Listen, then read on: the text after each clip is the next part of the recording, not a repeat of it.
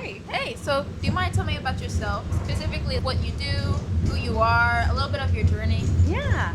My name is Natalie Coca, and I'm the VP of Programming and Partnerships for AIGA Dallas. I work full-time as a communications consultant, working with a variety of corporate and nonprofit organizations on a spectrum of different projects. You said you work with Fortune 500 companies, that you've also had to start as a singer and a performer.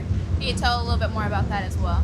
I grew up singing and dancing. I'm from a family of performers, so it's always been in my nature to want to be on stage, to want to share my heart through music. But that wasn't exactly a route that was available to me as the oldest daughter of immigrant parents. They were very clear from the start. You need to go to college, you need to get a serious degree, and that can be sort of your hobby. And so it's been a challenge to figure out, how do I keep that part of myself alive, knowing that I'm going to be somebody who is probably going to be climbing the corporate ranks more often than not. How do you balance it all? You know, I think that there's seasons for everything. There are seasons when I'm really exploring my creativity, really putting myself out there as a creative.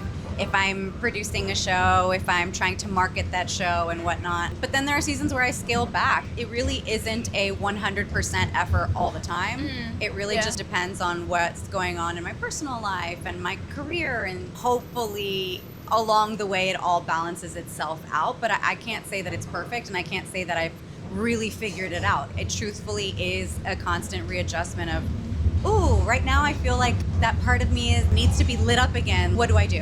What can I make happen for myself? That's very real. What's one of the hardest lessons of being a creative? Don't compare yourself. Yeah. Stop comparing yourself to your best friend from high school. Stop comparing yourself to the person you met at an audition last week. Stop comparing yourself to the person you never met on the internet. We live such nuanced lives. You don't really know if what you're seeing is the full story, if it's truly fulfilling. So just adapt and take whatever pieces make you feel complete as a creative, and stop looking at what everybody else is doing, honestly, because there's no joy there. There is none. For somebody who's really struggling with that, do you have any practices of how you stop comparing yourself to others? Building my own confidence, to know that what I bring to the table is enough, and to understand that what you see on social media, what you see when you talk to your neighbor, that's not the full story.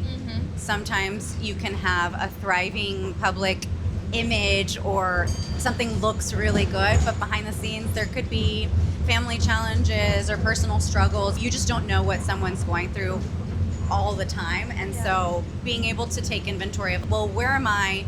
What do I bring to the table? How can I build myself up in the rooms that I walk into and the situations I find myself in? I think you just kind of have to own who you are and know that everybody is different. For someone who's feeling stuck with following their creativity and doing something practical, what would you tell them? Especially for those of us who work on the corporate side, and we have to flex our creative muscles, but often not in the way that is most honest to us. We are executing on behalf of our client, executing on behalf of the organization that we support.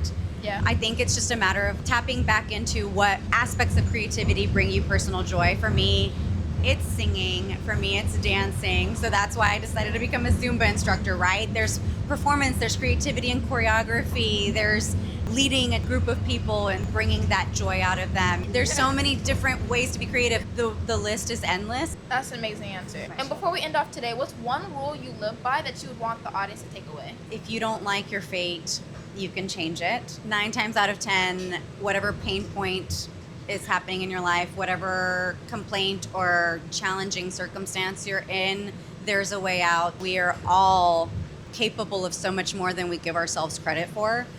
You can do a lot to change your life. Yeah, that was amazing. I love that.